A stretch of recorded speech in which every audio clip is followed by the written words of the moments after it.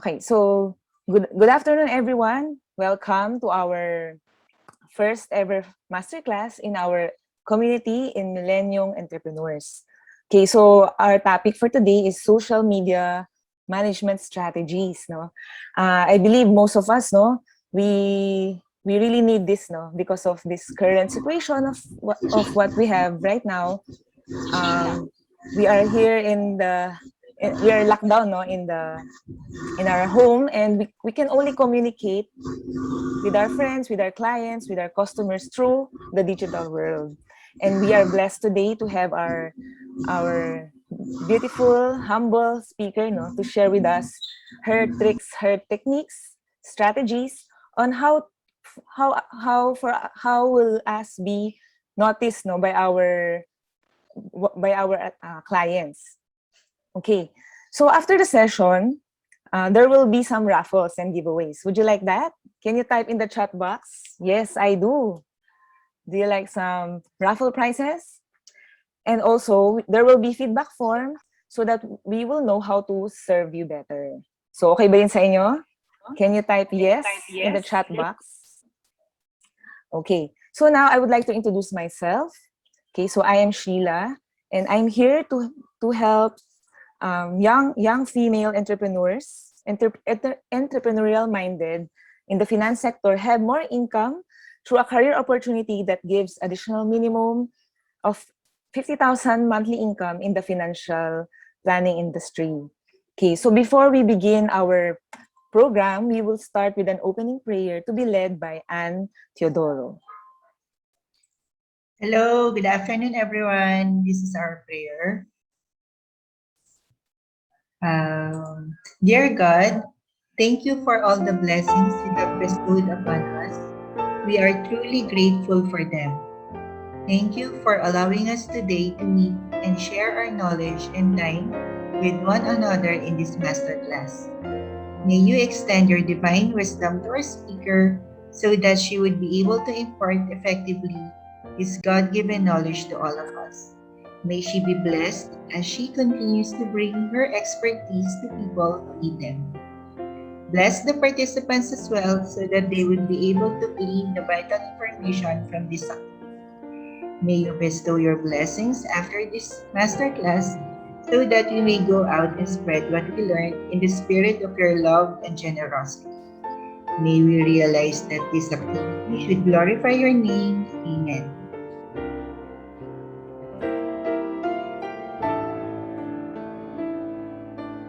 So we will now go to the program proper. I would like to introduce our speaker. No?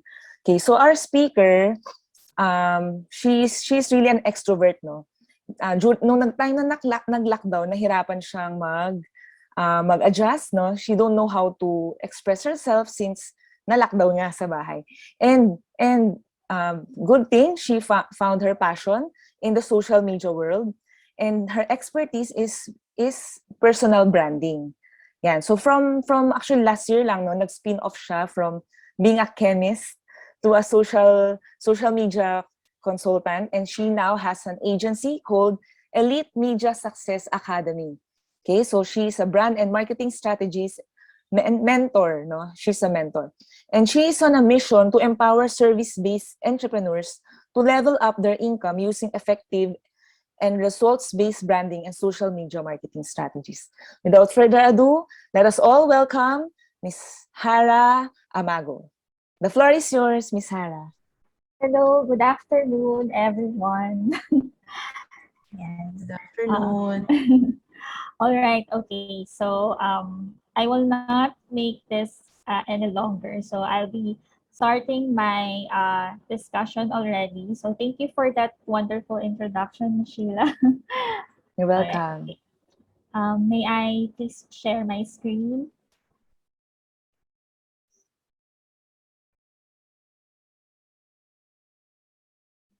Yeah. Okay, now you can now share. Okay.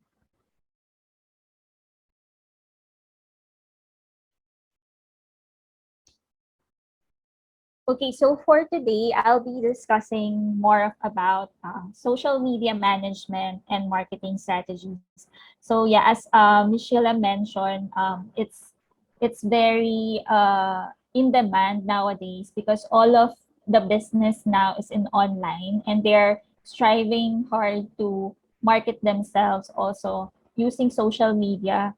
And because all of the people are already in social media right now, and that's why it's very important to learn some of the skills of social media management and marketing.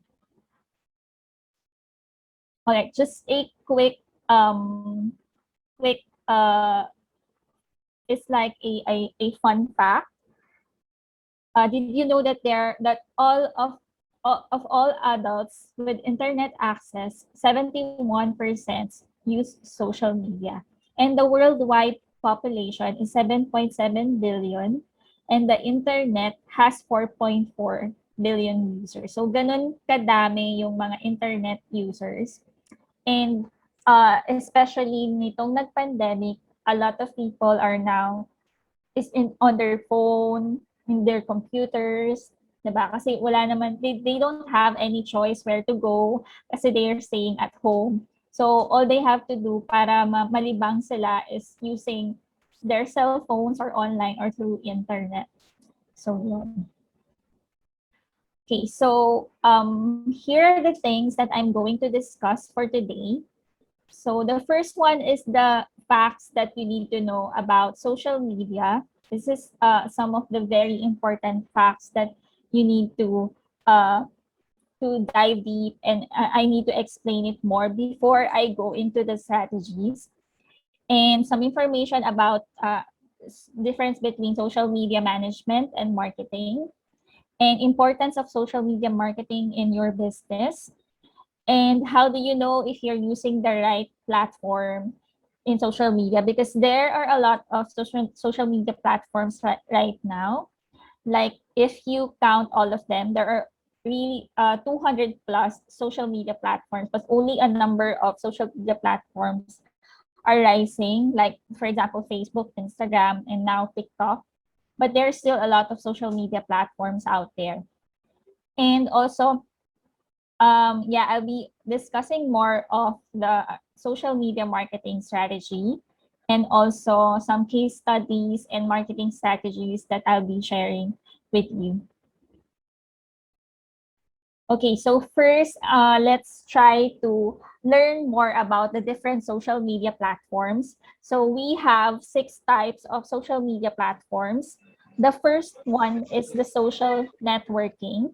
So that's include Facebook and LinkedIn. So these are the platforms that you can create a group or community. Like for example, here on Facebook group, we have our community right now. We are in Millennium Entrepreneur Support Group, right? And also in LinkedIn, there's also an option where you can be able to create a group or community, closed group or closed community.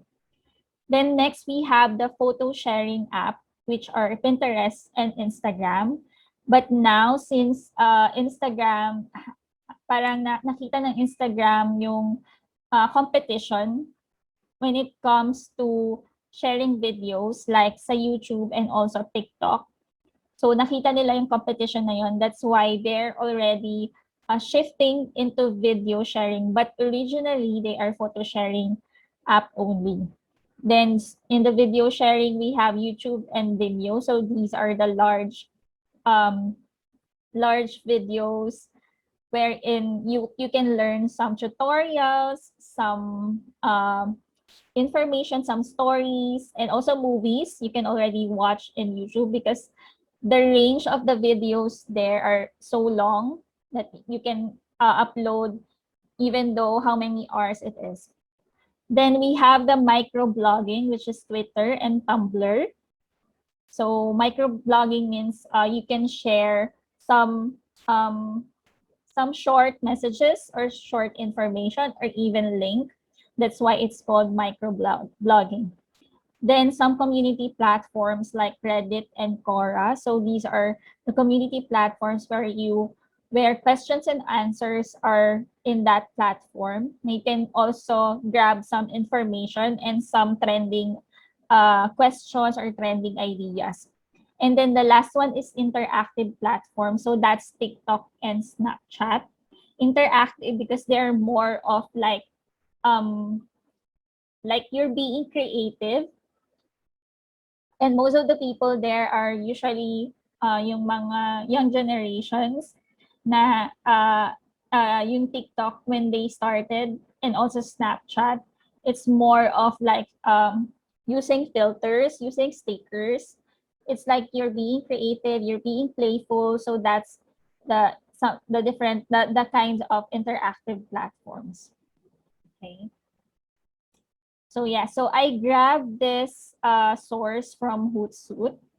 So these are the reasons why people are using social media. So first is, let me just make it large.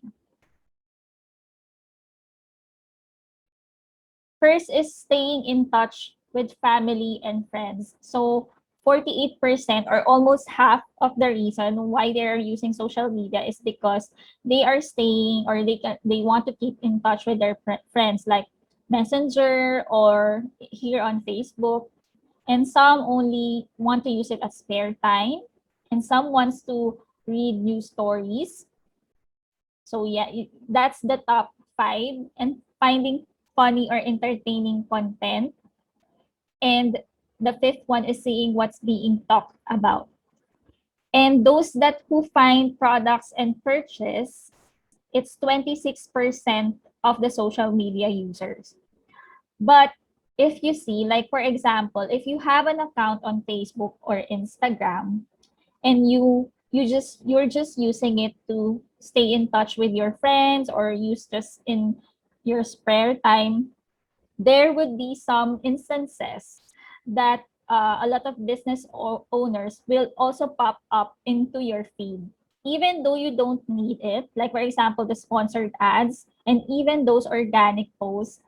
If you like one thing, for example about beauty products, you just like one post about beauty products, then you will notice na yung mga mag-a-appear sa feed nyo, it would be all about beauty products. So ganun ka-powerful yung social media when it comes uh, selling products or services. So yeah, so I just want to also explain the difference between social media management and marketing. So for social media management, so this is the process of creating or scheduling or engaging with content posted on social media platforms. So you manage the social media platform, and there's no other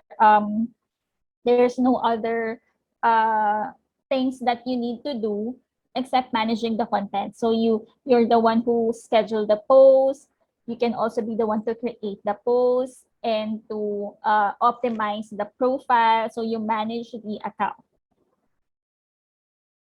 Next is the social media marketing. So if it's social media marketing, so um, it's you're linking that already to your business. So you allow to reach out new customers, engage with them, and also promote your products or your services. And also you want to gain sales. So that's more of having a social media marketing.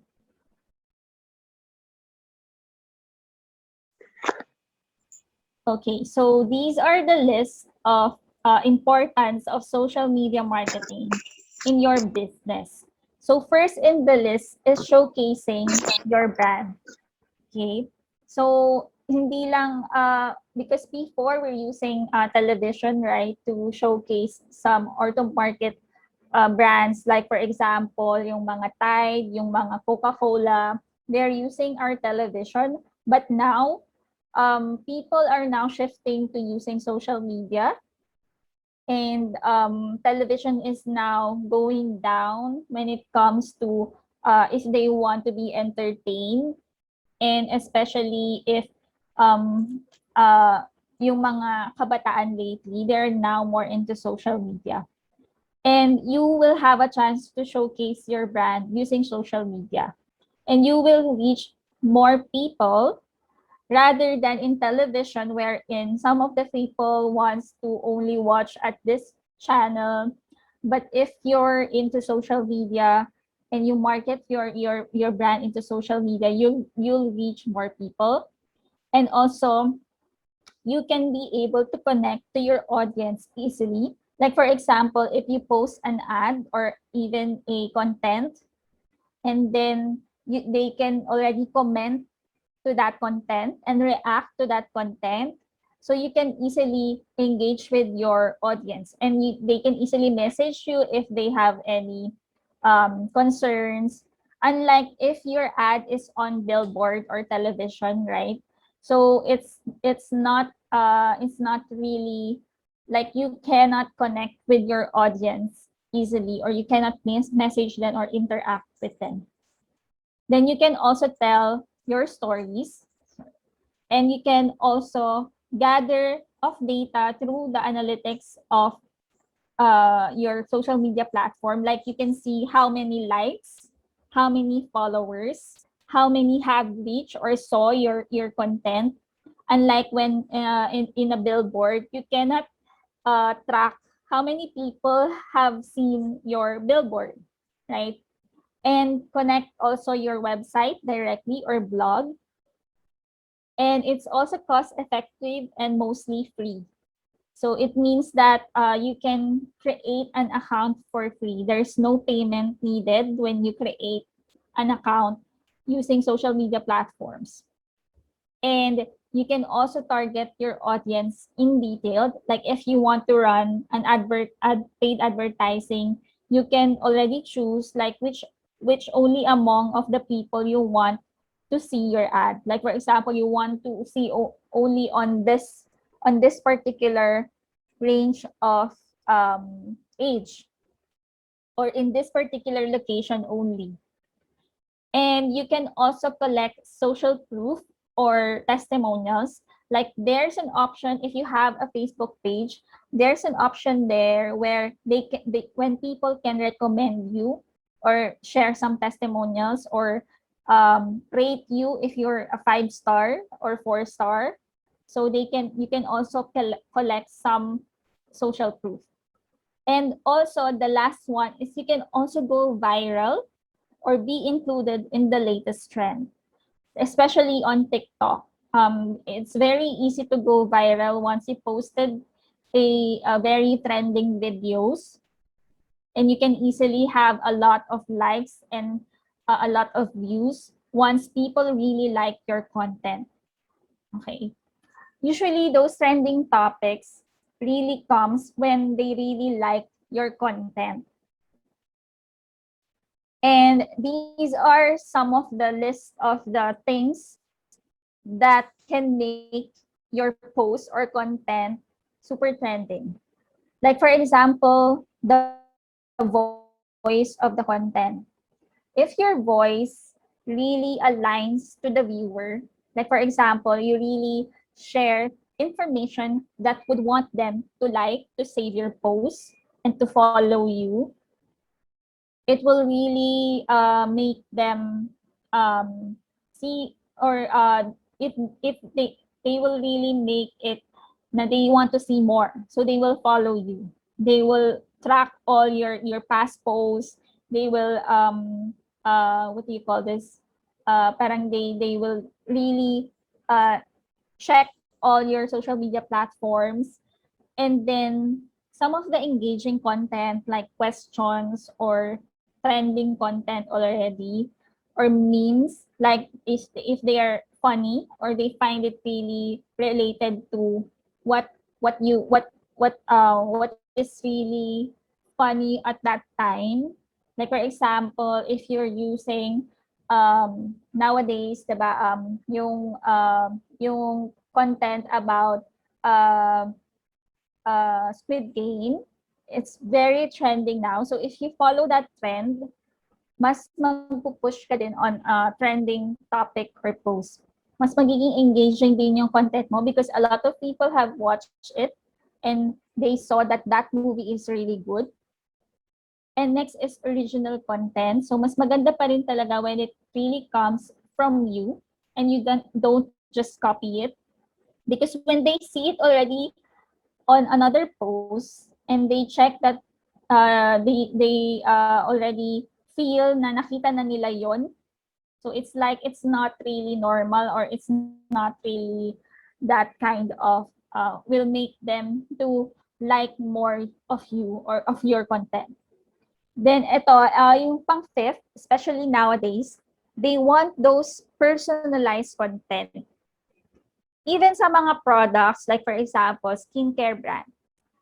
Sa lahat ng skincare brand, if they don't see any face on it or any like face of the brand, or they don't know the story, how that skincare brand started, parang people will not really feel the product. So that's also one important thing to have like a strategic branding.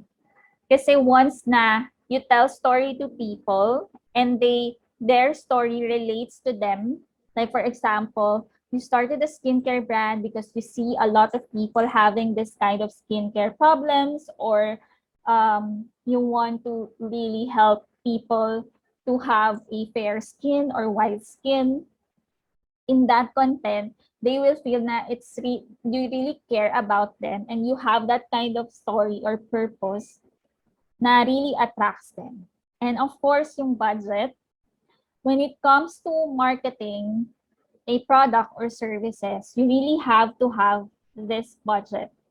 Diba? So lahat naman ng business, you really need an investment. So if you really want to be on trending, you have to spend not only time but also budget in marketing your content or your business or your products and services.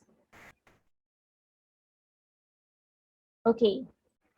So this is the 6 most effective types of social media advertising in 2020. So this was last year. But now, yeah, I have that. Okay. But now, these are the top social media platforms in 2021. So, of course, Facebook is the number one with 2.7 billion users. Then, next to Facebook is YouTube with 2.3 billion users. Then, next to that is Instagram with 1.2 billion users. And as you can see here, pang fourth na si TikTok, which has 689 million users. Ay, sorry, after pala ng LinkedIn for 40 million users, nag-next na si TikTok, which is a very new social media platform. It's just started, I think, around 2018 or 2017, unlike the other social media platforms that started 2012 already. So, sobrang bilis ng pag-angat ni TikTok. Okay? So, how can you know that you are using the right platform? Kasi there's a lot of platform already, but you don't need to be in all of them. Kasi your effort, your budget, you really need to think of it first before you try to use or to start in any platform. So you have to ask these questions. What is your niche? Or ano ba yung product or services ba? Sino ba yung mga target audience mo? Mga professional business owners ba? Who are your target audience? Mga millennials ba? Mga nasa mid ng year, like kunwari 30 to 40 years old, or mga women's lang? And what kind of resources do you have? Do you have a lot of videos? Do you have a lot of photos? And how much budget do you have? Because it will falls into having or knowing the right platform. You will maximize your budget. You will know na it only takes like ito lang yung budget mo. So these are the only things that I can do. Like only post 3 to 4 times a week of content, of free content. So yeah, you have to adjust to your budget as well. Okay, so yeah, as you can see, there's also other information here with the top social media platforms. Like having their purpose. As you can see, Facebook purpose is building relationship. And for Twitter, news and articles conversation or yung mga links ng conversations.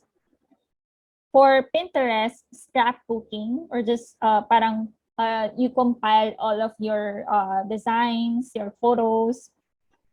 And for YouTube, how to or lifestyle stories, and also more of into educational. So for example, you want to know how to cook this one, which one will you choose?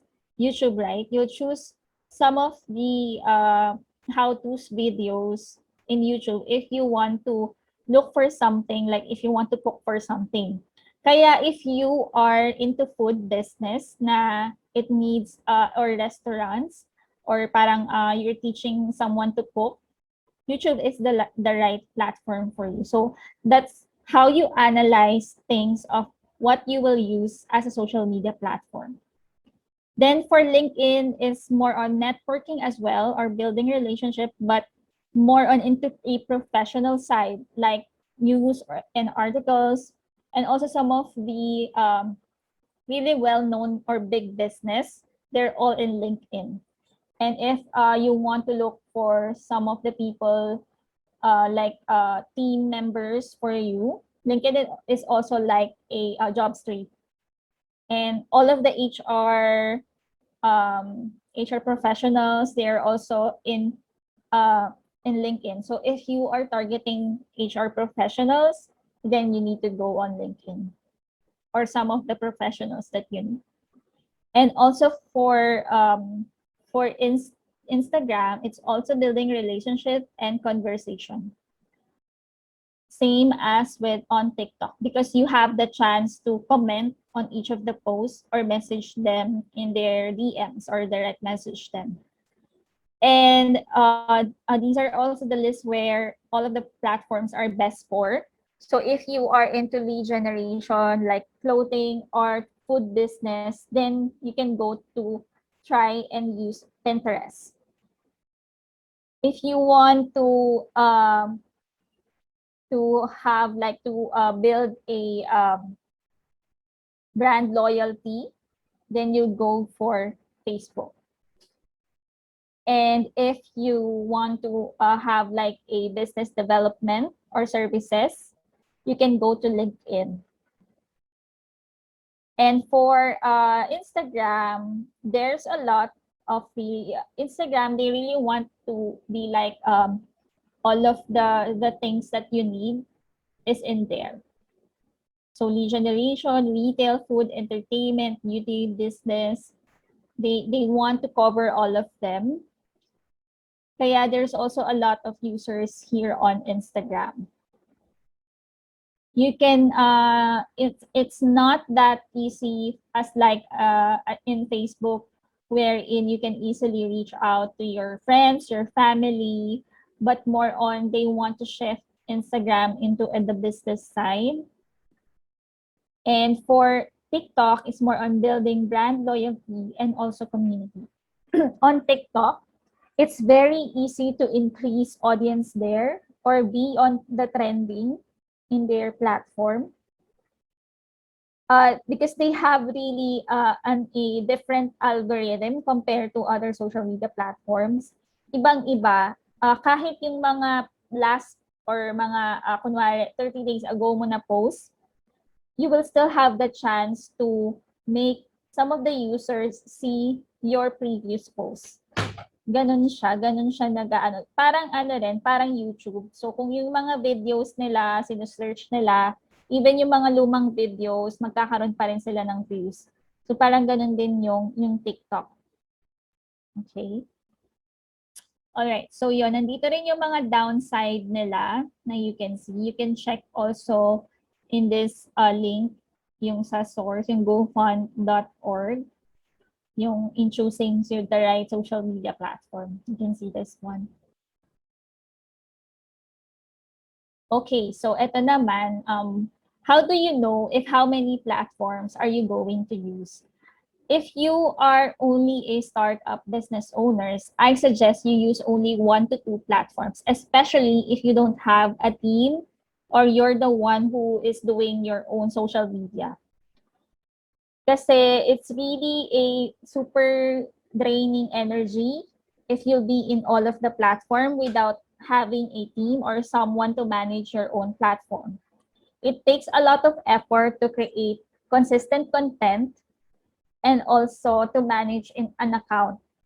Super time consuming niya. Like ako, I'm on Instagram, I have Facebook group, I have TikTok, I have a Facebook page, but I have already a team member that's helping me to create designs for me, to create copy for me, and also in my email marketing. So it really takes a lot of effort. Kaya if you're starting up and you're a solopreneur and you want to do it on your own, I suggest only to use 1 to 2 platforms as much as possible. And for medium or large, or you're already having already some sales, you're already growing, you can hire team members, then that's you can choose 2 to 3 platforms. If you're already an enterprise or you have already, like for example, a company like Coca-Cola, so you have to maximize already all the platforms kasi kilala lang naman sila ng maraming tao kasi they have already built their brand. So as much as possible, maximize all the top 6 or top 8 platforms. Okay, so let's dive into some of the platforms na you can use. Like for example, if you're targeting female users and you want to have like you want to target all of those, you can target all of those that in a large range of people. Like for example, you can target 18 years old and also 16 years old. And you want to like share some insights about politics, about any of your life, and even blogging. You can also share a it's like a blog or a lot of words, not really photos. Then you can use Facebook.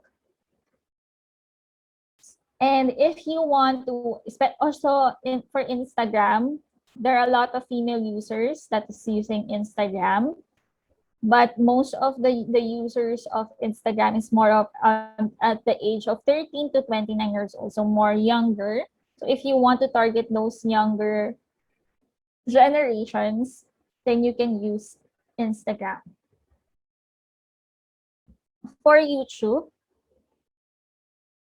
so a lot of college level are there. So if you're targeting students, you can also try to use YouTube.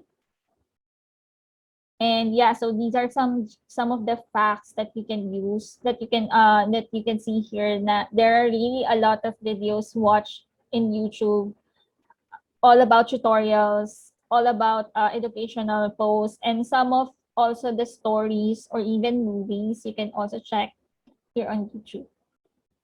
And for LinkedIn, it's best for B2B or yung those that you want to have like a lead generation process, and also recruiters. Nasa LinkedIn lahat yan.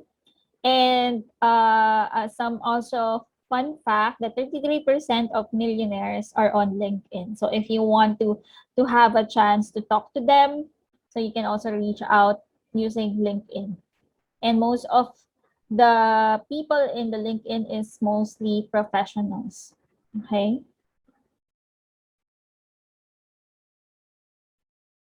Okay. So yeah. So next is the social media marketing life cycle.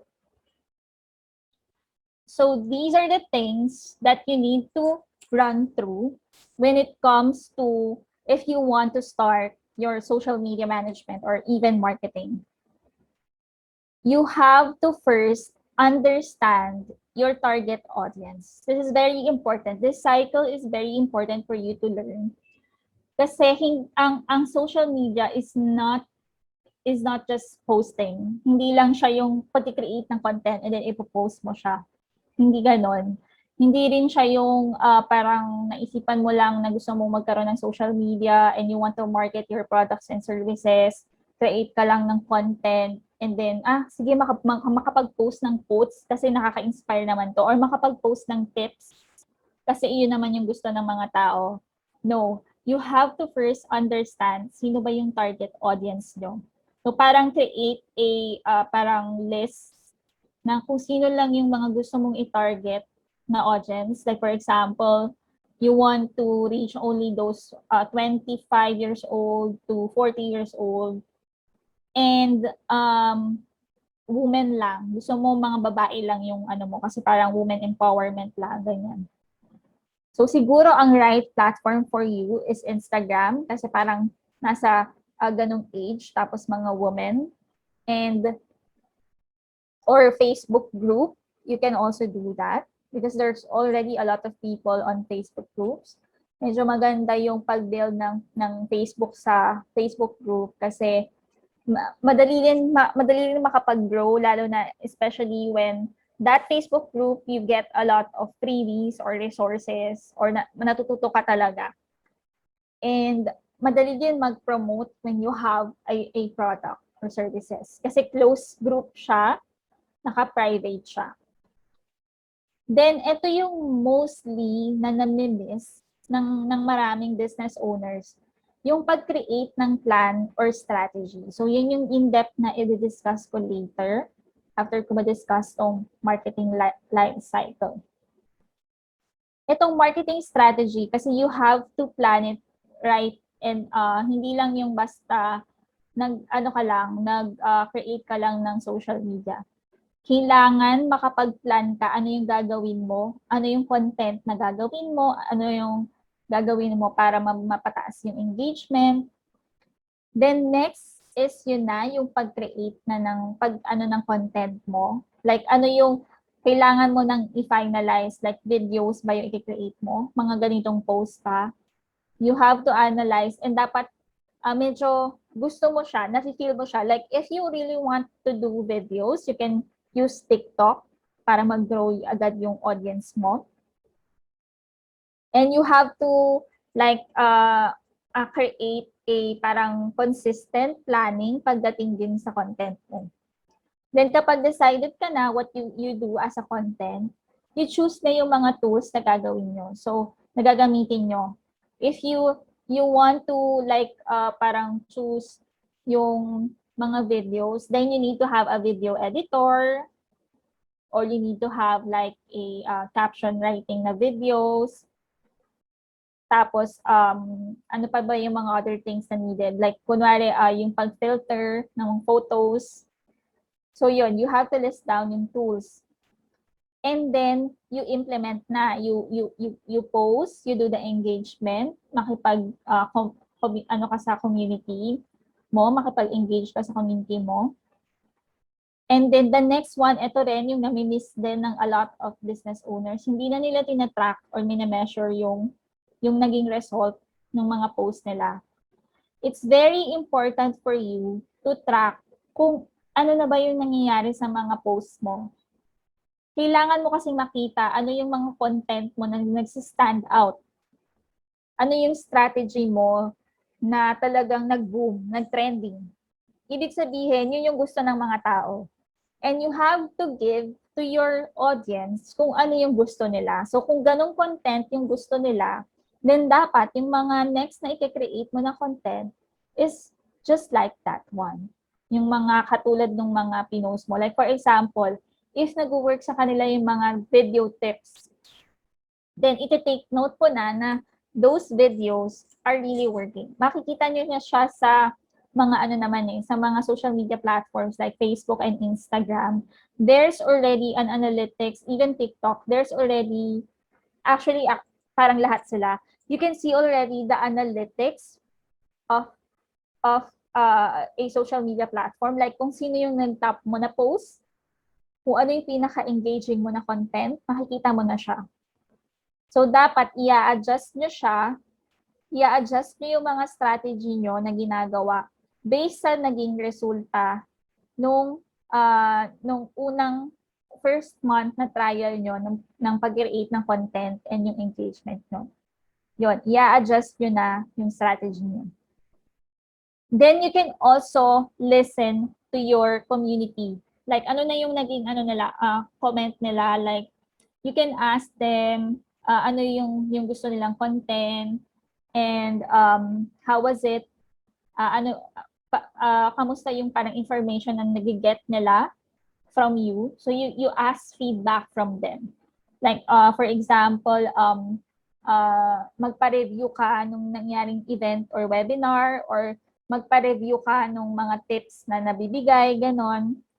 Then yon, it all come back to parang adjusting ulit yung sa marketing strategy mo, sa content mo, and tools. So yun, paikot-ikot lang siya. You always need to have like a standard measurement or parang analytics when you do social media marketing. Okay, so yan. Next ko na is yung social media strategy. Pero yan, before I dive into the social media strategy, so I want us to take a break. You can share here na lang in the plenary. What are your key takeaways so far in our first part of the session? Actually, pa-end na rin naman, di ba, Coach Harrah? Yes po. Konti na lang. Okay. Coach Harrah, ang galing-galing naman ng presentation mo. Thank you po. Yeah, teka muna, dito ako nakatingin dahil ang aking, yan, ito yung webcam. So anyway, I learned a lot, although hindi ako makapag-focus. I really like yung yung slide na nandoon, yung mga iba-ibang mga social media platforms. Tapos kung ano-ano yung mga strength at weaknesses ng bawat isa. Tapos nagustuhan ko rin yung pabilog na gano'n. Oo nga, no? Totoo nga, no? Pabalik-balik. Yes po. So, yeah. Oo. So, Miss Sheila, with your permission, may I invite Miss Harrah also to speak to my group? Hindi, kasi maraming mga business owners na nagtatanong kung yung grupo ko kasi mga business owners. So, paano ba yung social media? Paano ba yung ganyan? Parang nakakapagod i-explain, pero kasi ini-explain ko lang eh. Pero since you are there and you have pictorial representation of the path and yung mga iba-ibang mga bagay, mas madali kung ikaw na lang. Sige po. Sure po. Yeah, sige. I'll get your details from Miss Sheila. Sige po. Happy ka, Miss Sheila? Ano po? Happy ka? Opo, Happy yes. ka? Dami mo natutunan din, no? Yes, oo. Actually yung sa akin naman, yung research, no, it's really important na mag-research. Yeah. So parang never ending. Nagsarado kami sa research ngayon ni Miss Sheila. Oo nga eh. Never ending research. So para talagang ma-perfect mo yung strategies natin. Yes. Thank you so much, Coach Harrah, for the very insightful learnings today. Right. I'm sure pati ang ating mga participants. Yung about sa my strategies po and sa my pagta-track ng mga goals, kasi yun yung minsan na-overlook kasi mostly parang nagpo-focus lang tayo sa paggawa ng content, ng graphics or ng captions. Pero after that, we have to track yung progress and we have to have goals, kung ano yung goals nung ginagawa ninyong social media strategy. Siguro yun yung isa sa mga lacking for me na kailangan kong i-improve. Okay, thank you so much, Denise, for sharing. Ayan. So it's important, no, na kailangan natin identify our target market, ang ating niche. Actually, we're learning, no, ni Miss Daily, ni Mami Negosyo, we're learning right now that very specific dapat, di ba? Tama ba, Coach Harrah? Specific with the age range, is it specific with the gender, female, male, no, anong industry, di ba? So, Yes po. kung married ba, single ba, ganun ka-specific so that you will really know kung paano mo siya, paano mo magagawa yung mga contents mo. Yes po. Lalo na po pag nag-starting pa lang kayo kasi you really want to be parang known in that particular niche or market. At saka if you want to reach all of the people, you will talk to nothing. Parang ganun yung magiging mangyari sa content nyo. So, kailangan po talaga magkaroon kayo ng specific na target. I like that, Coach Harrah, you said talk to nothing. Being generic is you're talking to nothing. Thank you so much for that. Okay, Yes. I think we can proceed. Okay. So, yan. Ito na po yung medyo juiciest part. Juiciest part. Akala nyo yun na yun. Medyo may deeper pa. So, I'll be sharing yung sa social media strategy and some of the case studies na natutunan ko and some of the strategies na you can apply when using some different social media platforms na nahawakan ko na. So, yan. So, tong sa social media strategy, so yun, as I mentioned, ito yung nami-miss ng mga business owners. Pero kasi, ito yung plan mo when you roll out your content and advertise all of your content sa social media platforms. Dapat, tong social media strategy mo, it answers what, why, when, and how. So, yun yung 4 questions na very important na ma-detail mo sa social media marketing strategy mo. Okay, so ito yung social media strategy. So, you need it kasi if you don't have it, chances are you will just be wasting your time and effort in doing your content. So, if wala kayong magandang strategy na i-apply sa social media nyo, parang mawawalan din ng visa yung time nyo when you create a content. Mas maganda kasi na when you are prepared and plan lahat para mas maganda or mas maging successful yung pag-roll out nyo sa social media. And you will save money kasi planado na eh. You know already what you will do. Kasi unlike if you spend a lot of money, then you don't know really what to do. So medyo magiging risk siya sa budget mo. Yan. And yun, so purchasing nowadays are influenced through social media, kaya mas maganda na i-maximize natin yung paggamit natin sa social media. And ito, yung lastly, is mas magiging advanced ka sa other competitors kasi not all business owners have a really good social media strategy. So, yan. Ayan. So, ito. Ano ba talaga yung mga dapat na nasa social media strategy mo? Or ano yung mga laman nung plan mo when you bago ka mag sa social media? First is, of course, yung tungkol sa iyo or sa product mo. So, yung mga information about your product, your services, yon. So, dapat ilagay mo rin siya doon. Or as a person, you can also put it that, yung kumbaga yung information, paano ka nag-start, bakit ka nag-start, tsaka yung mga list ng products and services mo. And then yung objective mo, ano ba yung, para saan ba to? Parang ganun. Ano ba yung mission mo? Parang ganun. Mission or vision? Parang ganyan. And then, ito rin yung a lot of business owners, nami-miss nila to, yung unique selling point. Ibig sabihin nito, ano yung nagsi-stand out na characteristic ng product mo compare sa other products. 'Di ba? Ano yung parang kasi kailangan mo siyang isa yan sa magandang i-content mo rin eh. Na you want to really show them na na ito yung nasa-stand out sa inyo. Like, di ba, nakikita nyo sa commercial, yung kapag Tide is my brand X and yung Tide, di ba? So, they compare dun sa other products, yung product nila. And that makes them unique.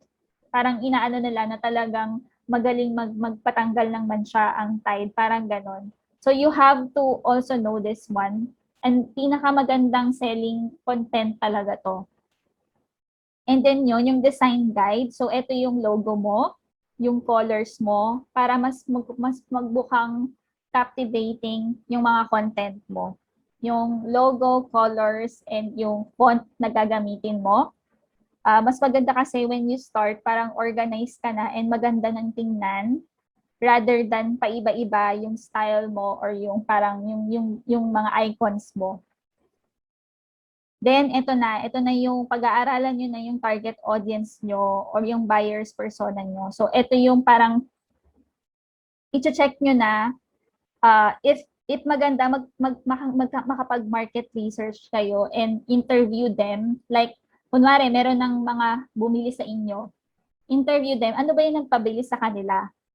Like, kunwari, kasi binili nila yun kasi super caring mo or parang gusto ko yung pagiging genuine mo when it comes to helping other people, ganyan. So, ibig sabihin, if yun yung ano nila, yun yung reason bakit sila bumili, so kailangan mong i-take note yun. Kailangan mong i-take note yun.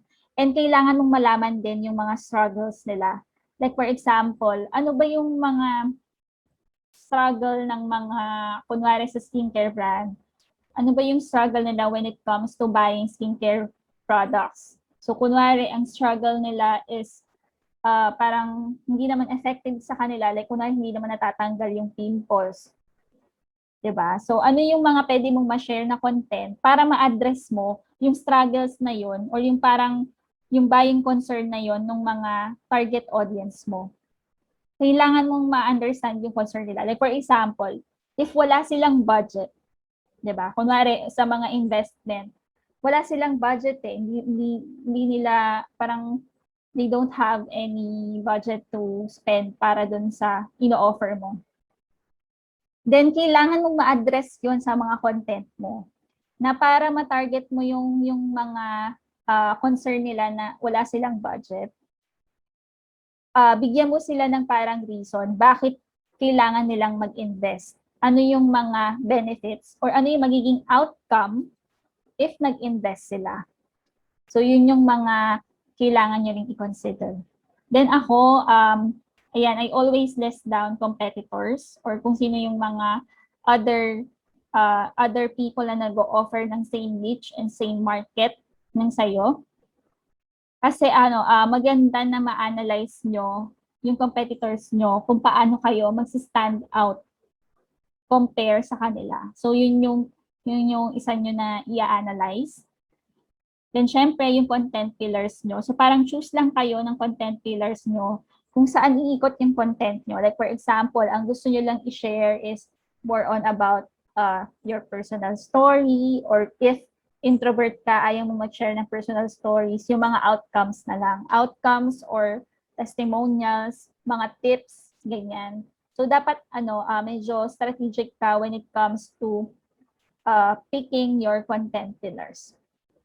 Then, syempre, yung platforms na gagamitin mo, so you only have to choose 1 to 2 if nag-start ka.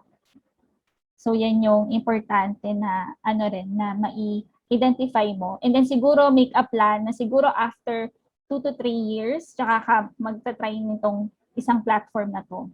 So, yun, medyo i-strategize nyo siya.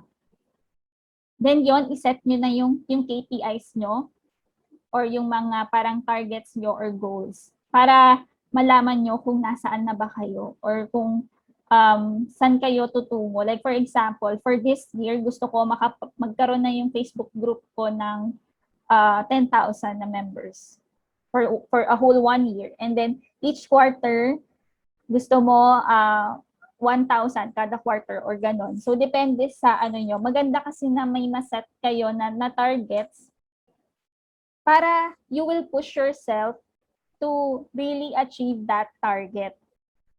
Diba? So, pwede naman na medyo gaanan mo lang muna if you're starting. Pero yan, maganda na nag-set kayo ng monthly KPIs or target nyo. And then yung mga others na pwede nyong idagdag is yung SWOT analysis. So ito yung parang i-analyze mo yung strength, weakness mo, other opportunities, tsaka yung threats. So yan, medyo napapag-aralan naman na natin yan before. Pero yon yung more on parang analyze mo lang mismo yung business or yung sarili mo with regards to those four, yung strength, weakness mo, opportunity, and threats. And then if you have team members, so you can also put yung roles and responsibilities ng mga team members mo. And then yung mga trends na gusto mong i-apply sa ano mo sa social media strategy mo. And then ito yung emergency response plan. So for example, na down tong social media platform na to. Ano yung next step nyo? Kung mada-down yung social media platform na yon. Kasi 'di ba naalala nyo nitong past few days lang na down si Instagram, WhatsApp, and Facebook. So para magkaroon kayo ng emergency plan, if for example, ma-down si ang mangyayari is meron kang email list. So kailangan mong i-gather yung email nila and inform sila na ito yung bagong account. Ganyan. Para mag-follow pa rin sila doon once na mawala yung account mo. Or na-block yung account mo, ganyan. So you have to parang establish tong emergency response plan. Okay.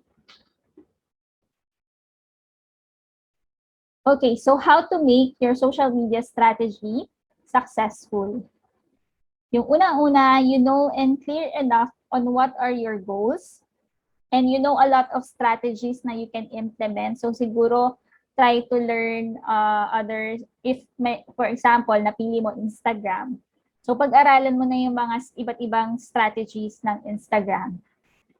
And you know that you are using the right tools to measure your success.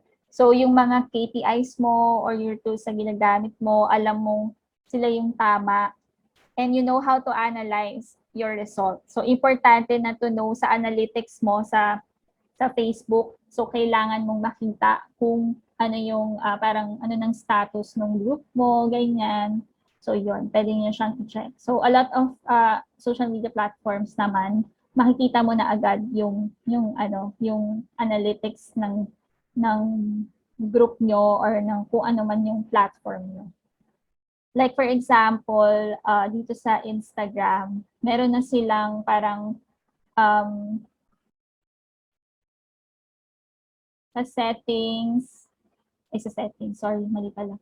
Dito sa mga posts, like for example, makikita mo na to pag new insights mo, makikita mo na ilan yung nag-heart, ilan yung nag-save, ilan yung nag-share, diba? Ilan yung nag-comment, ilan yung na-reach mo.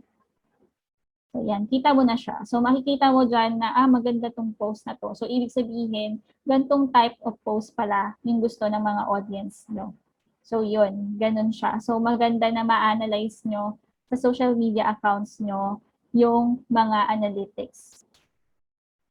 And then, ayan. So ito naman yung mga goals na pwede nyong iset or KPIs na pwede nyong iset sa plan nyo or social media strategy. Yung increased followers or engagement. And also yung website clicks. Pwede nyo rin siyang i-analyze. Kung nagbe-build kayo ng email list, pwede rin yon. Pag building community naman, so that's how many followers you have, how many likes you have. And also, syempre, if nag-i-increase yung sales nyo. So yan yung mga pwede nyong i-analyze as your goals sa social media. Ito pa lang yung pinaka parang importante or talagang nasa upper na mga analysis na kailangan nyong makuha when it comes to running social media accounts. Pero marami pa talaga kayong pwedeng i-measure. Pero ito yung top na kailangan nyong i-prioritize. Okay. So next, ito yung competitor research. So yan. So para makapag-competitor research kayo, maganda i-check niyo yung website nila, yung social media channels, yung content nila. Makikita mo kasi ano yung nag-work, ano yung hindi. Yung followers nila or yung audience, if marami na ba silang followers. And also, hashtags that they're using. Pag-aralan nyo mabuti yung mga competitors nyo, like, ano ba yung mga strategy nila. Minsan nga sa kanila pa ako nakakaisip ng content sa mga competitors, pero hindi ko super ginagaya. Parang ang inaano ko talaga is mas ini-improvise ko, tapos mas ginagandahan ko, ganyan. So, ganun yung ginagawa ko when I get ideas sa mga competitors ko. Pero maganda na you list down yung competitors mo at least siguro mga 5 to 10 para mas makita mo talaga at mas piliin mo yung mga top tsaka yung mga parang kasabayan mo na. Like kunwari at same ng followers sa'yo, like 1,000 followers, ganyan. And yan. So meron ako dito parang sample templates na you can check kasi dito sa Canva, ito lang yung gamit ko when I create parang mga guidelines. So you can check, ay paano ko ito ma-open?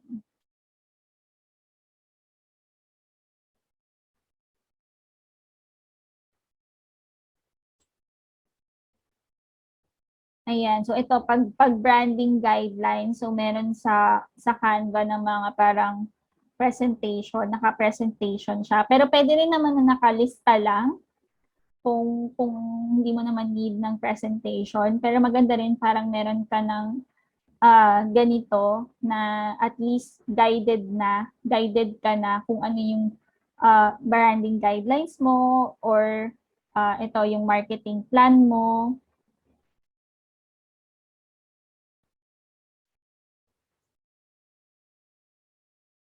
Diba? So yan, kunwari may ilo-launch ka na product, so maganda may mission and vision.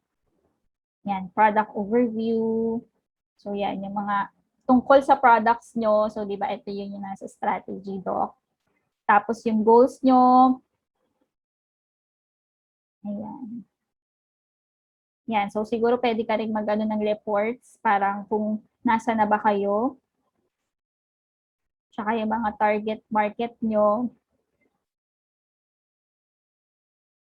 Ayan, so ito yung tungkol sa client, yung target client nyo. Like for example, maglagay kayo ng details tungkol sa kanila. Like kunwari, itong nasa ganitong age, characteristics, ganyan. Ito yung sinasabi ko, yung unique selling point. So yan, so kailangan ma-identify nyo yung unique selling point nyo. Ayan, so ito, dito naman parang yung biggest strength. So ito yung SWOT analysis. And yan, so yung mga parang retailers, kung meron kayo, ito yung market and challenges. So yan, parang SWOT analysis din siya. And retail market. So ito yung mostly mga product-based to eh. Ayan, ano yung strategy nyo or campaign? So yan, isa-isahin nyo na. Ayan, mga target market, yung social media na gagamitin nyo.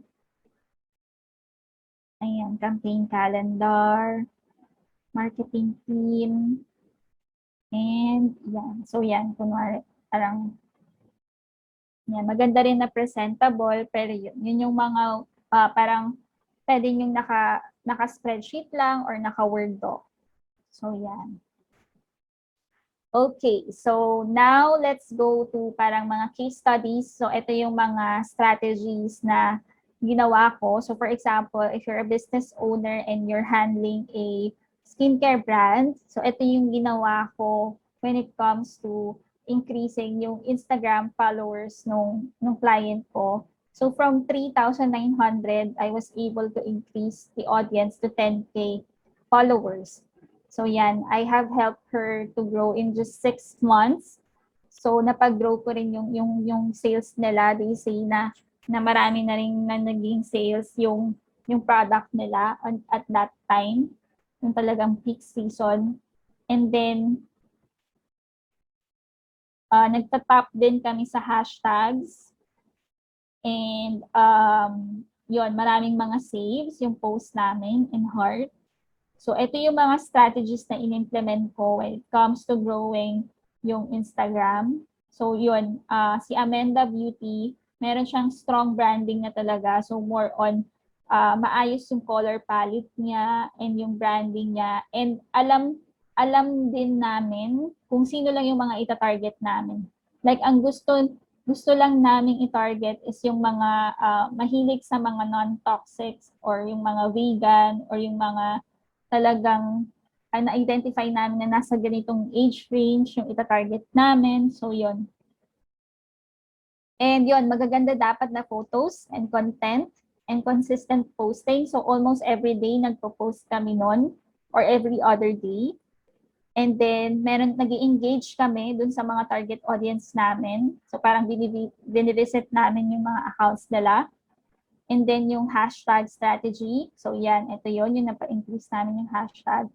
And yun, nag-influencer marketing din kami. So, we tap yung mga influencers to market our brand. So, yun din yung isang strategy. Mga nano-influencers. So, it means mga nasa 5,000 followers lang, mga ganun. So, yan. So, ito naman, when you have a coaching program, so, itong client naman na to is a coach. So, kami yung nag-create ng content niya. And we were able to create content na talagang maraming nagla-like, maraming nagsisave, savable content talaga, and maraming nag-i-engage. Tapos yun, ano rin kami ng hashtag strategy for this coach. So yung mga strategies na in-implement, ganun din, well-defined target market talaga. So alam namin na mga single ladies lang yung target namin and nasa ganitong age. And establish yung brand voice namin. So dapat mga ganitong type of content.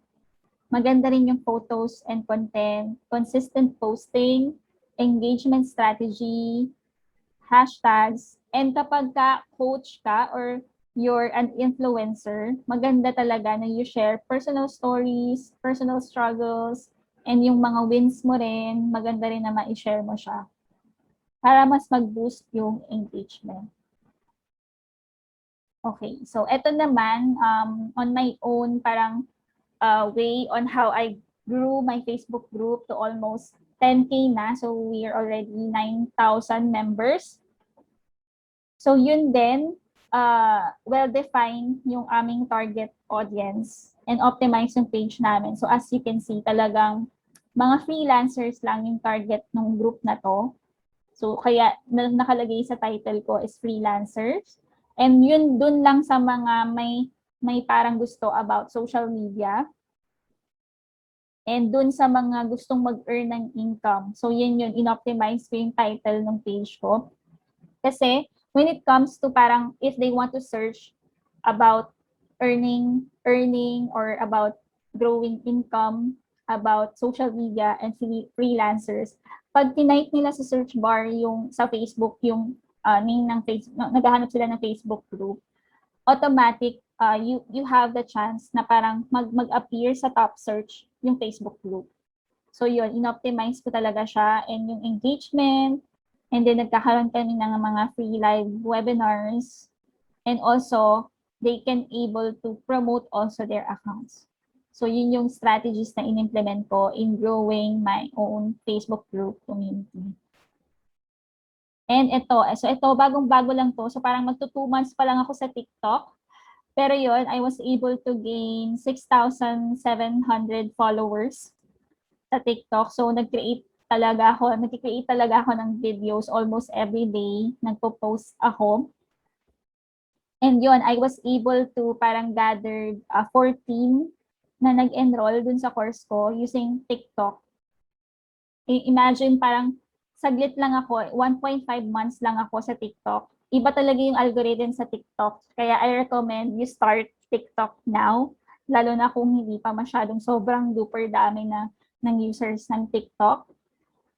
Kasi ayun, I was able to define my target audience, consistent posting, nag-share din ako minsan ng stories. Parang minamaximize ko yung mga ng TikTok, sharing valuable tips, giveaways, sharing wins and results. So in just 1.5 months, I was able to I was gathered the trust of 14 students. So yan. Okay, so yun. I think that's end my presentation. Just a recap on what you have learned.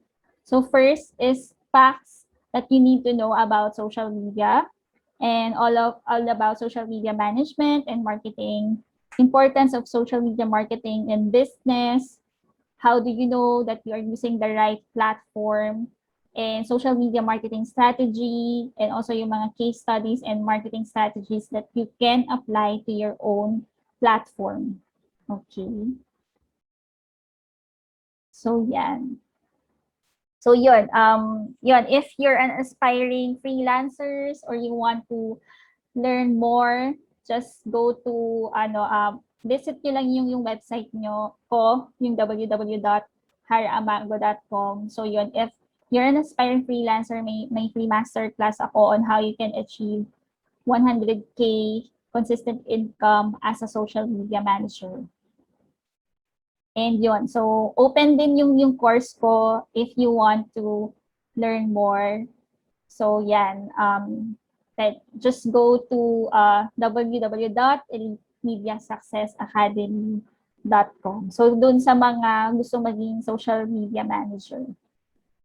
And yan, so yan, sharing some of my wins of students. And if business owners ka, if you want to hire social media managers, pwede rin yung mga students ko. So yun lang po. That's all. Ayan. Wow. Coach Harrah, grabe, amazing presentation nyo. You're very detailed, structured, and organized. And ang ganda ng results, no? Nakaka-amazing yung TikTok mo. For just 1.5 months. We really wanted to learn more. Grabe, we're already, 1.5 hour na and sobrang dami pang. Very overwhelming, but I'm sure everyone is really amazed. Okay, so merong question here from Sally. Tips on how to increase followers without spending. Ako talaga, organic marketing lahat nung ginagawa ko. So if you don't want to spend anything, just consistently post some valuable na content like mga tips or yung mga parang pwede mo ma-share yung journey mo, yung wins mo. So yun yung mga ma-share mo. Yung sa ginawa ko sa TikTok ko, even sa Instagram ko, I was able to gather already 3K followers. All of that is organic. Hindi pa ako nag-run ng ads.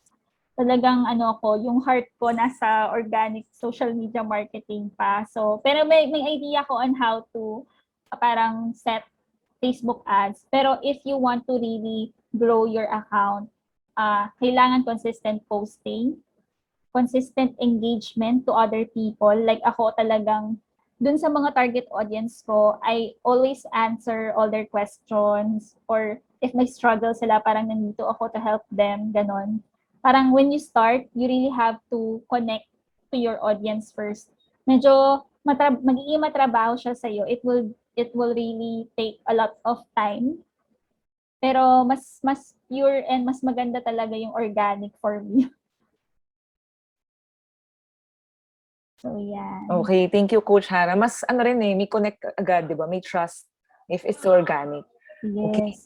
Thank you for that. Okay, so meron tayo another question from Denise. Can you share some tips to increase reach on FB and hashtag research practices? Sa FB page ba yan or FB group? Let's ask Denise. Is that an FB group or FB page? FB page daw. Pag FB page kasi, parang medyo mahirap siya even nowadays. Parang hindi siya ganun kadaling mag-grow. Especially if parang nag-start ka. Pero if you really want to, like more on, hindi na gamit ng hashtag sa Facebook. Hashtag is parang more on sa lang talaga, sa Instagram.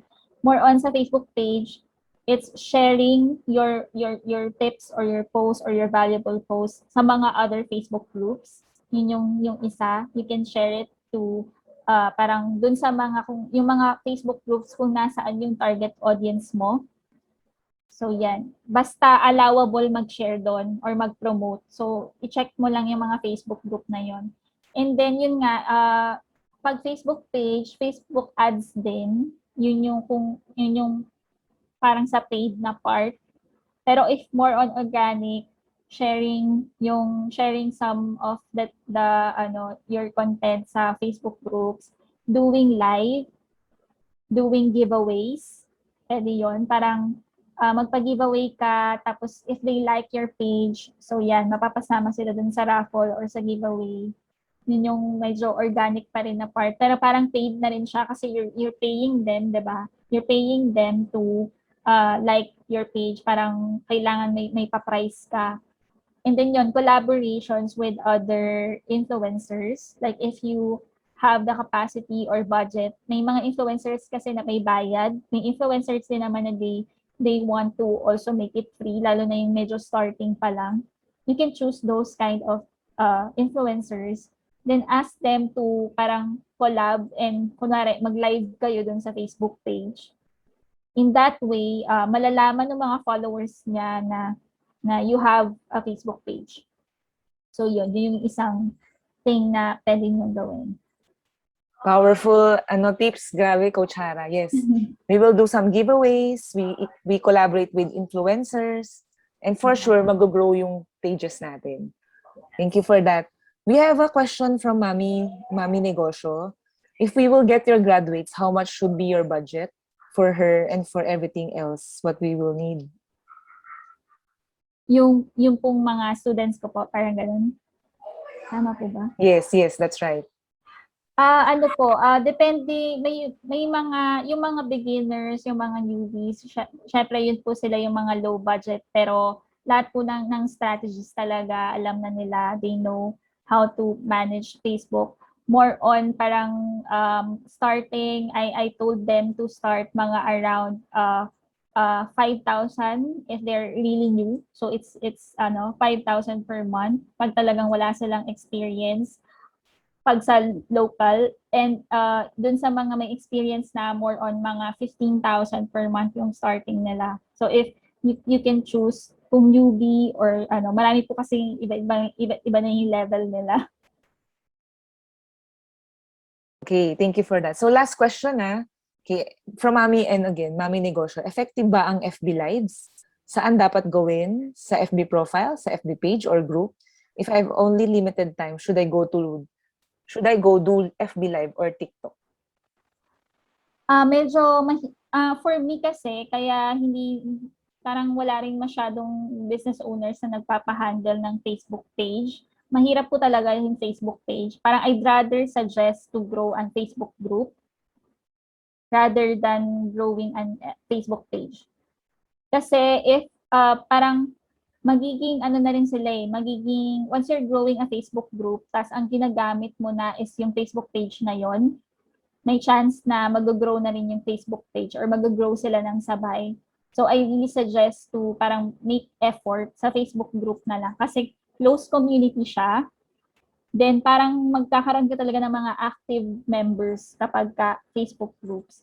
When it comes to TikTok naman, medyo time-consuming lang din talaga yung TikTok, especially pag-create ng videos, ng mga tips, ganyan. Parang it will really take up your time. More on, ako parang nagba-batch create talaga ako ng videos. Like, kunwari, every Thursday, doon ako mag-take ng videos. Kasi video siya unlike kapag sa mga Facebook groups, gawa ka lang ng Canva content or mag-ask ka lang ng question, magpa-poll ka, may content ka na, may engagement ka na. So yun lang po, yung difference. Pero more on, pag TikTok talaga, mabilis po mag-grow ang community. Like in just less than 2 months, I was able to gather almost 7K. Ang galing. Thank you so much. Very inspiring. Meron dito mga message about saying thank you, na-inspire sila. Yan. So, they followed you na sa IG. Ayan. Thank you so much. And would like to ask everyone, no, we have a feedback form here so that we can improve better.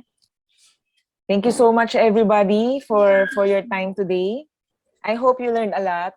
Thank you so much, Coach Harrah, for your time and for your valuable sharing today. You're such a blessing to everybody. Welcome po. Okay, thank you, Pauline. So I would like to to ask everybody to join our FB group, no? Millennium Entrepreneurs, and feel free to invite your friends to join in. This is just the first web masterclass. Meron pang more to come, no? As you answer the survey, we will know kung ano yung next masterclass ang gagawin namin. Thank you so much, everyone. Thank you, Coach Harrah. Thanks, Thank you for all everyone. the participants today.